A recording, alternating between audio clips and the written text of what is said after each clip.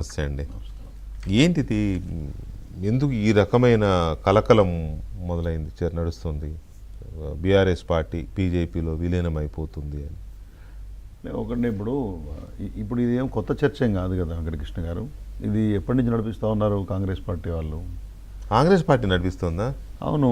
ఈ విష ప్రచారానికి తొలిగా బీజం వేసిందే కాంగ్రెస్ పార్టీ. ఎలక్షన్ల ముందు వరకు కూడా జనరల్ ఎలక్షన్స్, ఆ తర్వాత పార్లమెంట్ ఎలక్షన్స్, ఎప్పుడు వీలైతే అప్పుడు బీఆర్ఎస్ బీజేపీ మర్జ్ అయిపోతాయని చెప్పేసి, లేకపోతే కలిసి పోటేసేస్తాయని చెప్పి రకరకాలుగా కొన్ని వర్గాలను దూరం చేయడం కోసం, ప్రజల్లో ఒక గందరగోళం సృష్టించుకోవడం కోసం వాళ్ళు ఒక అల్టిమేట్ ఫోర్స్ మిగతా రెండు పార్టీలు ఒకవైపు ఉన్నాయని చెప్పడం, మైనార్టీ వర్గాలు అనుకోండి, కొంత బీజేపీని నచ్చని వర్గాలు, బీఆర్ఎస్తో ఉన్నటువంటి వర్గాలు దూరం కావడం కోసం ఈ ఒక ప్రణాళిక వేస్తున్నారు. కొంతమేరకు అసెంబ్లీ ఎలక్షన్స్లో, కొంతమేరకు పార్లమెంట్ ఎలక్షన్స్లో సక్సెస్ కాగలిగినారు. కానీ ఇప్పుడు అసెంబ్లీ ఎలక్షన్స్ అయిపోయి దగ్గర 20 నెలలు అయిపోయింది కదా, అయిందా విలీనం? తొలినాడు ఏ రోజైతే రేవంత్ రెడ్డి గారు కాంగ్రెస్ పార్టీ వాళ్ళు మాడినరా ఆ రోజు నుంచి 20 నెలలు అయింది కదా. ఎవరన్నా మాట్లాడియండి అప్పటి నుంచి. ఆ తర్వాత కొంత సమయం గడిచింది కదా, 20 నెలలు, 16 నెలలు, 18 నెలలు, 15 నెలలు, సంవత్సరము. అంటే ఎవరెవరు ఎప్పుడెప్పుడు మాట్లాడినరో ఆ తర్వాత కొంతకాలం గడిచింది కదా.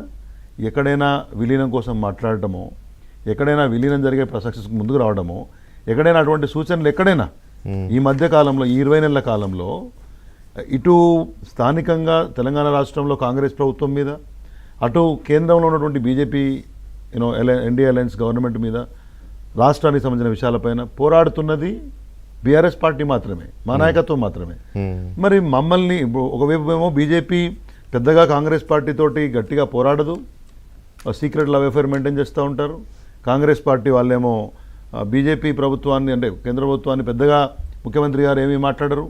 కాబట్టి వాళ్ళేమో జాగ్రత్తగా మేనేజ్ చేసుకునే పరిస్థితిలో, నేను చాలాసార్లు చెప్పాను, మీ షోలో కూడా చెప్పాను, both these parties are out to finish BRS party in Telangana. అంటే ఈ రెండు పార్టీలు కలిసి బీఆర్ఎస్ను బలహీనపరచాలనే వ్యూహంలో భాగంగా పనిచేస్తూ ఉన్నారు గవర్నమెంటల్ అప్రోచ్లో. ఆ తర్వాత పార్టీలలో నాయకులు ఎవరెవరు ఏం మాట్లాడినప్పుడు అవతల పార్టీ నుంచి వచ్చే రెస్పాన్స్ అనేది ఎంత లూక్వామ్గా ఉందో మనం చూస్తూ ఉన్నాం. రేవంత్ రెడ్డి గారు బలంగా మాట్లాడిన రోజున మేము తిడితే రేవంత్ రెడ్డి గారిని రెస్క్యూకు బండి సంజయ్ గారు, అరవింద్ గారు, కిషన్ రెడ్డి గారు రారు, కానీ కొంత అటు ఇటుగా మాట్లాడతాడు. కిషన్ రెడ్డి గారిని ఏమైనా అన్నాం అనుకోండి, ఆ రోజు రేవంత్ రెడ్డి గారు పెద్దగా ఏమి అనడు. అంటే వాళ్ళ మధ్యలో ఒక సయోధ్య మాత్రం చిన్న పిల్లోడికి కూడా ఈ రాష్ట్రంలో అర్థమవుతుంది. వాళ్ళకి తెలుసు ఈ రాష్ట్రంలో ఇప్పటికీ బలంగా ఉన్నది బీఆర్ఎస్ పార్టీ క్షేత్రస్థాయిలో. నో డౌట్ అండి.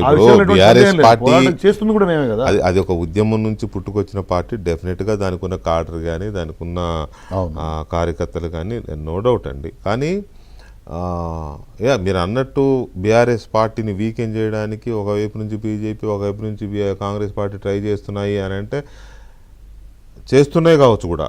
ఎందుకంటే చేయడం కూడా తప్పేం లేదు. రాజకీయంలో ఒక రాజకీయ పార్టీ అంతే కదా, ప్రత్యర్థుల్ని కిల్ చేయడమే పనిగా పెట్టుకుంటాయి. అయితే ఇక్కడ పాయింట్ ఏంటంటే, మరి ఈ స్థాయిలో సొంత పార్టీ నాయకులు కూడా నమ్మే స్థాయిలో జరుగుతోంది అనేది కొంత ఆందోళన చెందే కార్యక్రమే కార్యకర్తనే అనేది. సో ఒకసారి ప్రకాష్ రెడ్డి గారు, ఏంటిది కలుపుకోవడం అనే కార్యక్రమం ఎంతవరకు వచ్చింది మీ పార్టీలో?